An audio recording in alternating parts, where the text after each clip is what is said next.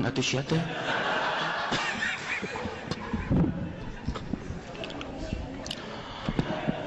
Assalamualaikum warahmatullahi wabarakatuh.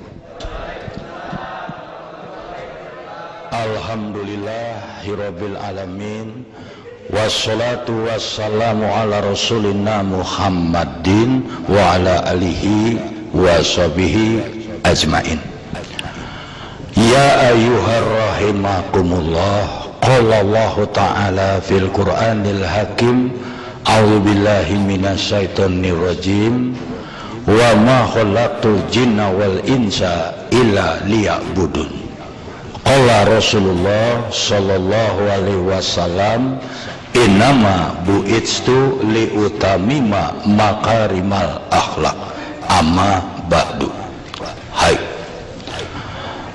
Naon jol hai.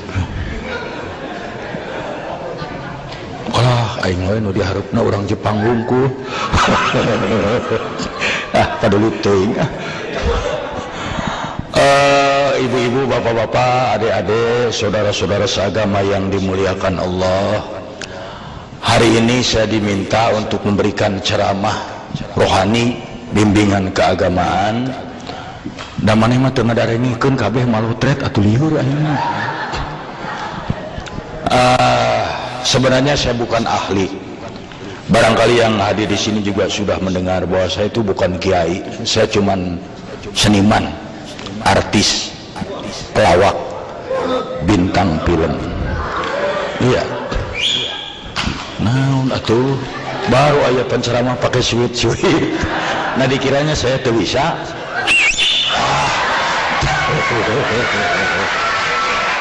Nah, baiklah. Di dalam kesempatan kali ini saya ingin membawa kepada yang hadir sebuah kisah yang pernah terjadi di masa pemerintahan Khalifah Sayyidina Umar bin Khattab, yaitu kisah seorang panglima Islam, Jenderal Khalid bin Walid. Jenderal Khalid bin Walid seorang jenderal yang ditakuti lawan dan dicintai kawan. Namanya harum kemana-mana. Kalau beliau datang ke suatu tempat disambut dengan meriah. Hidup Khalid bin Walid, hidup Khalid bin, kira-kira begitu. Once time, satu waktu, maaf pakai bahasa Inggris, aduh, malum pendidikan Amerika. Satu waktu Jenderal Khalid sedang berada di garis depan medan peperangan. Tiba-tiba secara mendadak datang sebuah surat perintah dari Panglima tertinggi Sayyidina Umar bin Khattab. Isinya singkat. Dengan ini saya nyatakan Jenderal Khalid bin Walid dipecat. Segera menghadap. Menerima surat pemecatan itu Jenderal Khalid sampai tidak bisa tidur. Masalahnya bukan apa-apa, karena merasa tidak bersalah. Nah, adik-adik yang kerja di sini juga dipecat tidak pugu-pugu, yakin tidak bisa tidur. Nah, tapi karena beliau mah prajurit yang baik, taat pada atasan, turut perintah, serahkan jabatan sama pengganti, langsung menghadap Umar bin Khattab. Assalamualaikum ya Amirul Mukminin. Waalaikumsalam. Please sit down. Silakan duduk. Langsung saja to the point. Saya menerima surat pemecatan. Apa benar saya dipecat? Umar bin Khattab menjawab, iya. Kalau soal dipecat, itu hak Anda atasan, saya bawahan.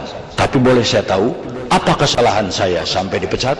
Umar bin Khattab menjawab, Anda tidak punya kesalahan. Hah? Tapi dipecat?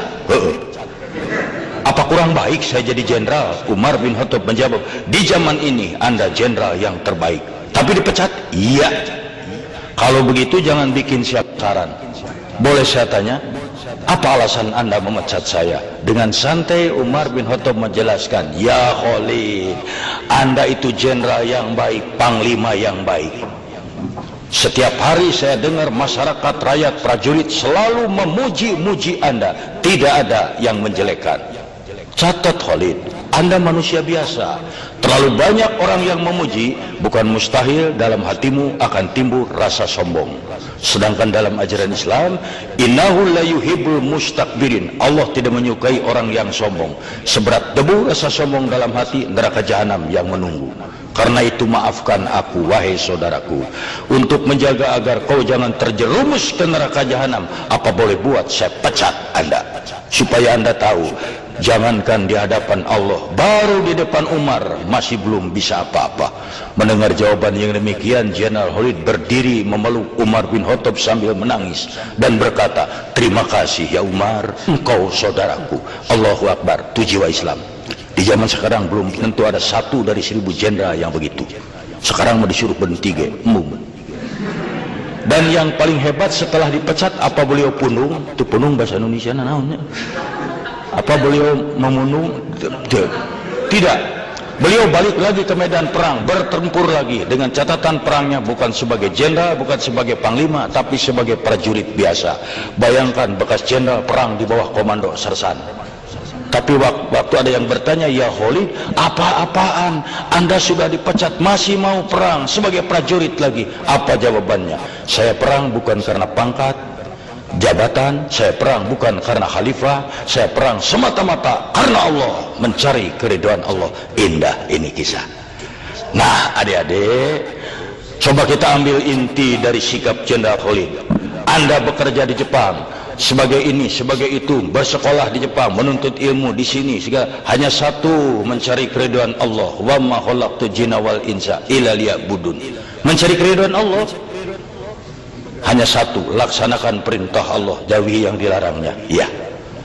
Banyak zaman sekarang orang yang kecewa karena tujuannya bukan karena Allah, tapi karena sesuatu.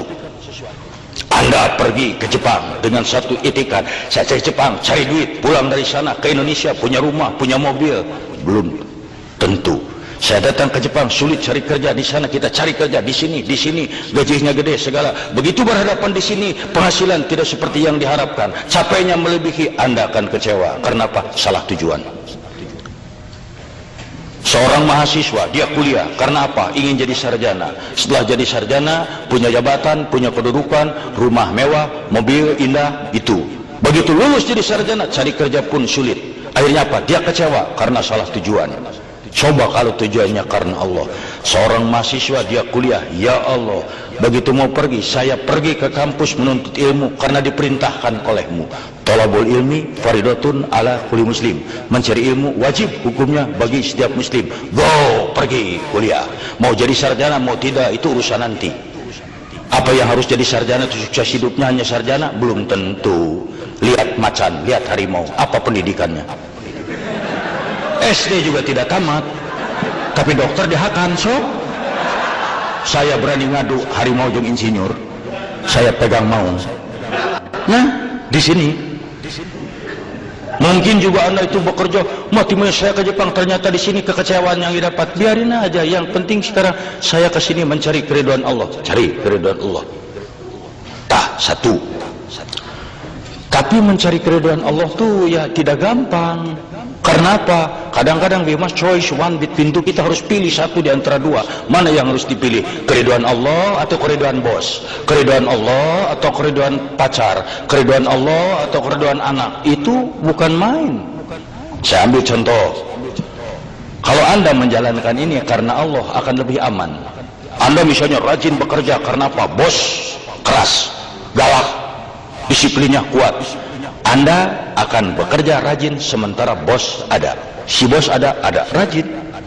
Begitu, kemana si bos? Lagi bekerja, santai. Karena apa? Takutnya sama bos.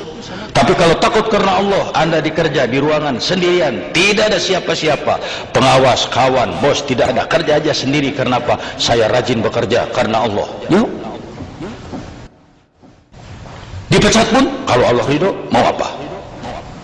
Oh, Kak Ibi ngomong mah gampang. Tidak, yang ngatur rezeki Allah. Bos juga kalau dipecat sama Allah, mau apa? Iya. Orang ngomong, itu ngomong mah gampang. Tidak. Saya Kang Ibing tidak punya kantor. Pelawak, di mana sekarang pelawak kantornya? Tidak ada. Kalau dihitung di atas kertas, ada yang manggil ngelawak, anak saya bisa makan. Kalau tidak ada yang manggil, anak saya barangkali sulit makan. Teori, prakteknya, Masya Allah, tidak punya kantor, villa ge boga, mobil halus, penghasilan ke eleh di Jepang. Naon aing gigi ke Jepang gak di Indonesia gaing beunghar. Ini kepo deui. Bukan masalahnya apa-apa. Saya lihat tuh ada yang wanita lihatnya di bengong nih. Saya juga ngerti dalam hatinya ngomong, itu si Ibing di kaset di televisi mah belawan asli nama ganteng, benar tak? Tidak usah ditepukin. Saya bukan burung merpati. Pas japati aing pun, jeung yuyur kamera aing mah yeuh. Nyerabeng kieu. Nah, ini. Tapi yang paling sulit itu bentroknya. Sekarang diridhoi oleh bos, tidak diridhoi oleh Allah, diridhoi oleh Allah, tidak diridhoi oleh bos. Mau apa? Itu sulit. Umpamanya nggak usah jauh-jauh. Islam mengajarkan sholat, tapi kantor Anda tidak memungkinkan untuk sholat. Coba, bisa saya sholat, tapi bos bisa berkata, pilih mau sholat, kamu keluar dari sini. Kalau tidak sholat, sok ikutin peraturan di sini. Allah memerintahkan, aqimus sholat, dirikanlah sholat. Bahkan masalah kakum pisakor, apa yang menyebabkan kamu masuk neraka, itu karena tidak sholat. Mungkin berat. Saya paksakan sholat, saya dipecat. Saya tidak sholat, Allah. Tapi kalau kita mau, bukankah Allah mengajarkan kita untuk berjuang? Hadapi dong bos, minta dengan tenang, buktikan dengan baik. Saya yakin sebagai manusia hatinya luntur. Masa iya sih 5 menit dari sekian jam diminta untuk terditur? Kalau perlu sholat dengan diem. Ya liur panitia, ya bolak balik wae. Tuh ternyata yang mengganggu itu panitia itu. Selamat datang. Masa ada kiai ngerti aja. Duh, saya tuh sebenarnya mau serius tapi aduh saya. Nah ini. Nah, mana rai kiai aing ceramahna tuh. Nah, contoh yang lain. Ini juga yang harus berat. Umpamanya di sini seorang bapak misalnya atau seorang ibu, itu Islam memerintahkan salah satunya umpamanya, ya ayuhannas kulu mimma fil ardi halalan thayyiba wala tatabi'u khutuwati syaiton innahu lakum aduwwum mubin. Hei manusia, hei orang-orang, makanlah makanan yang halal di muka bumi ini, jangan ikuti langkah-langkah setan. Kita diwajibkan mencari yang halal, tapi satu waktu godaan, bukan main. Umpamanya Anda punya adik, punya orang tua di tanah air, minta duit untuk dibelikan apa kek, Anda lagi tidak punya duit. Satu waktu bekerja di kantor, ada kesempatan mencari duit, tapi tidak halal, ambil aja maling lah, di mana mana mau maya wae. Di situ terjadi perang. Mana yang harus diturut? Ambil barang ini, aman, tidak ada yang tahu. Adik atau anak di Indonesia bisa punya motor, bisa punya mobil, tapi Allah tidak akan ikhlas, tidak akan ridho.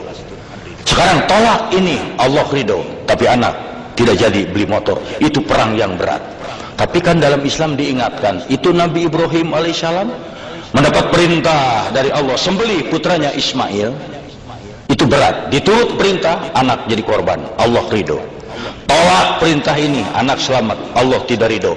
Tapi beliau Nabi Ibrahim alaihissalam lebih memilih, oke, keriduan Allah kalau perlu anak jadi korban. Tapi kan kita tahu way outnya, diberikan jalan, dikasih sembelihan lain sehingga selamat anak dan tetap taat. Kenapa kita tidak ingat ke sana? Tolak. Takut sama rezeki, nggak usah takut, Allah yang atur. Kenapa?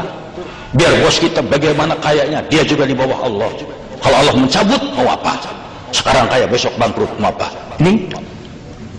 Nah ini kan yang tidak gampang, Nah, hadirin sekalian, adik-adik, ada benteng yang paling kuat di dalam kehidupan sehari-hari untuk supaya kita tidak terjerumus, yaitu pandai-pandai saja bersyukur, tasakur binikmah, waskuruli wala takfurun. Bersyukurlah, jangan mengingkari nikmat yang diberikan. Orang yang bersyukur hidupnya tidak pernah takut. Orang yang bersyukur hidupnya tetap optimis. Kalau orang yang tidak bersyukur, dia lihat air minum setengah gelas, dia akan ngomong, air saya tinggal setengah gelas. Tapi orang bersyukur akan berkata, alhamdulillah masih ada air saya setengah gelas. Don't be afraid, jangan takut. Kenapa harus takut? Jangan, salah satunya untuk bersyukur, jangan membanding-banding, lihat ke atas terus. Dalam Islam itu tidak benar melihatnya ke atas. Orang lain di Jepang 1 tahun sudah punya ini, saya udah 5 tahun belum punya apa-apa. Jangan lihat ke sana, lihat ke bawah. Berapa banyak orang yang ingin ke Jepang? Anda nggak percaya, buka lamaran untuk kerja di Jepang, untuk misalnya ijazah SMA, kalau nggak sarjana juga seabrek-abrek daftar. Siapa sih yang nggak mau ke luar negeri? Apalagi di kita masih luar negeri minded. Iya, sudah rasanya lebih hebat. Anda berpikir Anda sudah di Jepang, kenapa Anda nggak bersyukur? Saya yang ke Jepang sulit. Saya ke Jepang karena orang pinter. Kebaik, kumaing, sulit. Anda harus bersyukur. Oh, saya capek kerja. Nggak apa-apa. Berapa banyak orang yang ingin ke Jepang? Kalau dibuka lamaran ribuan, Anda sudah di Jepang, kenapa nggak bersyukur? Salah satu bersyukur, gunakan setiap kenikmatan untuk ibadah ke Allah. Ya Allah, saya ini di Jepang, belum tentu semua orang bisa ke sini. Ya sudah, Anda tinggal bekerja dengan baik kok. Bukan karena bos, bukan karena apa-apa, karena Allah. Yang baik aja kerja. Udah, itu pun akan ditolong. Satu, tuh. Kalau membanding-banding, terutama kalau membanding-banding aja itu nggak akan selesai. Orang lain mah rumahnya gede, saya mah kecil. Lihat berapa banyak yang belum punya rumah. Orang lain mobilnya bagus, saya mah tidak. Lihat berapa banyak yang nggak punya mobil. Khusus buat wanita. Kenapa saya khususkan? Pengaruh wanita sangat besar. Menurut ajaran Islam, zuyyina linnasi hubbus syahawati minan nisa. Dijadikan laki-laki itu cenderung cinta dan syahwat pada wanita. Sok lihat. Makanya adik-adik kalau suami melihat yang cantik jangan ngambek, malah harus bersyukur. Alhamdulillah ya Allah, suami saya masih normal. Daripada nanti suami melirik terus pantat kambing, bahaya bang. Boleh melirik yang cantik, boleh sekali, itu dari Allah. 2-3 kali jangan dari setan. Sekali melihat, aduh cantik, Allahu Akbar, udah. Itu yang kedua jangan. Di mana rumahnya? Itu jangan. Orang yang mau bersyukur mah tenang-tenang saja, karena Allah tuh yang mengatur. Kalau Anda ingin bersyukur, nanti pulang dari sini lihat wajah sendiri di cermin, akan timbul rasa syukur. Allahu Akbar, alhamdulillah, indah sekali wajah saya ya Allah. Coba lihat ini, mata disimpan dua-duanya di sini, pas sekali. Anda mau digaji 1 juta yen 1 jam, tapi mata ditelunyuk. Memang kalau ngintip yang mandi tenang, terbang kunci itu. Tapi makan sama repot siapa? Dah saya mah nggak mau. Kang Ibing 5 juta yen 10 menit. Waduh, 5 juta yen 10 menit. Tapi lubang hidung menghadap ke atas, dah repot. Kalau musim hujan gimana? Mana tuh? Kesana kesini mesti pakai genteng, wah repot. Tuh, saya mah lebih senang begini. Nah, makanya Allah yang mengatur. Jangan takut. Gunakan aja setiap kenikmatan untuk ibadah kepada Allah. Karena apa? Kalau tidak digunakan, ina cilaka. Ada perintah umpamanya dalam ajaran Islam. Ini saya bukan apa-apa. Ini berkaitan dengan musibah, ya. Karena yang namanya musibah itu biar di Indonesia, biar di Jepang, biar di Kutub Utara bisa aja kena pada tiap orang. Musibah itu banyak. Dari mulai misalnya kecopetan, kemalingan, kebakaran, dirampok, sakit gigi, itu semua musibah, semuanya tabrakan musibah. Dan yang nanya musibah, kalau dia hinggap pada seseorang, dia tidak pernah pilih-pilih. Dari mulai karyawan sampai direktur bisa kena musibah. Dari yang buta huruf sampai sarjana kena musibah. Tidak ada orang yang bebas dari musibah karena ustadz atau sarjana, tidak ada. Silahkan tanya, Pak, Bapak pernah batuk? Oh, tidak pernah. Kenapa? Apa dokter Anda? Saya tidak bisa. Saya bodoh. Bapak pernah sakit mata? Oh, tidak pernah. Kapan direktur? Nggak bisa. Nah, dan orang yang musibah itu ya yakin bangsa manapun di dunia tidak ada orang yang mengharapkan atau kedatangan musibah. Betul nggak? Sok, biarin orang Jepang tanyain, apa mereka ada yang bangun berdoa tengah malam? Ya, saya ingin segera dapat musibah. Baik adik-adik perempuan atau laki-laki berdoa tengah malam, Gusti, saya hayang gerak burut.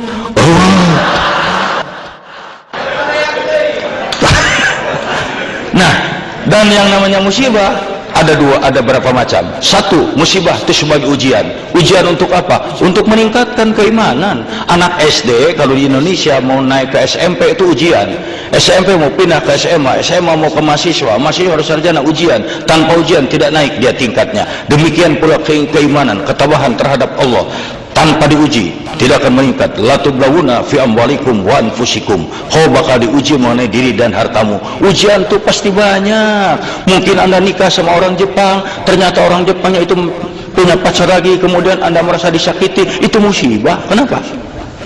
Dan yang kedua, masobaka min hasana faminallahi wa masobaka min sayyati famin nafsi.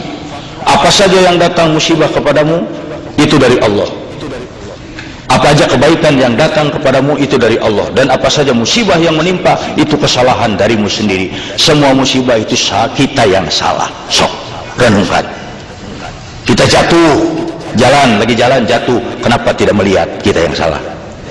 Kebakaran, kita yang salah, kenapa tidak teliti mademin kompor? Kesopetan, salah kita, kenapa tidak nyimpen duitnya di mulut? Di mulut sulit nyebutnya. Tuh, salah kita salah. Tapi mungkin satu waktu kita punya kesalahan, kita punya musibah, dan setelah dipikir bukan kita yang salah. Umpamanya apa aja kesalahannya, Anda sudah begini, sudah baik, ternyata dapat juga musibah. Itu ujian. Itu ujian. Dan yang kedua itu kesalahan kamu sendiri. Ini dia. Karena musibah adalah kesalahan dari kita. Tabrakan, salah kita, kenapa tidak nyetir yang benar? Salah kita. Kebakaran, kenapa tidak teliti? Nah, ini yang namanya musibah itu. Mungkin juga yang lainnya karena musibah kita tidak taat menjalankan perintah agama. Contoh, ini buat di Jepang juga sama. Ada perintah, ya ayyuhalladzina amanu anfiqu min thayyibati makasabtum. Hei orang-orang yang beriman, infakkan sebagian rezeki hasil usaha di jalan yang halal. Penghasilan kita, gaji kantor, hasil dagang, hasil tani, hasil mengajar, bukan untuk kita semua. Di dalamnya ada hak untuk dinafkahkan di jalan Allah. Tolong orang susah, tolong orang butuh, keluarkan, kalau tidak dicabut oleh musibah. Ada teman yang datang, tolong kita pinjam duit, kita lagi nggak bisa duit, padahal ada duit, tapi karena pelit kita ngomong, oh kita juga lagi kosong, bisa dibohongin, bisa, tapi Allah tidak bisa dibohongin. Ada yang sumbangan masjid minta, ada ini tidak dikeluarkan. Allah Maha tahu, jangan dikasihkan, jangan dikeluarkan, pelit kita tahan, tapi satu waktu dicabut oleh musibah. Cebrot, sakit gigi 2 minggu, keluar duit buat ke dokter. Habak rumah diusir, keluar duit buat beli rumah. Ini makanya perhatikan, kenapa meski di sini, meskipun di luar negeri, meski di mana, kenapa orang pelit banyak kena musibah. Kecopetan, kemalingan, ditipu orang, ini sakit ini. Ntar kalau sudah musibah ngantri baru dia ngomong, ya Allah, kenapa musibah tidak pernah berhenti? Apa dosa saya? Apa? Sudah jelas pelit. Keluarkan selain syari. Tah, mestinya harus berpikir. Tah, ini dia. Ini yang bisa saya sampaikan. Tidak usah lama karena acara sangat banyak. Ya, dan sebelum nanti saya juga selesai, ini acara sangat banyak dan diberitahukan nanti panitia tadi berbisik pada saya, selesai acara semua ini yang hadir jangan dulu pulang karena masih ada satu acara penting, yaitu para panitia di sini akan demonstrasi memakan kursi. Wassalamualaikum warahmatullahi wabarakatuh.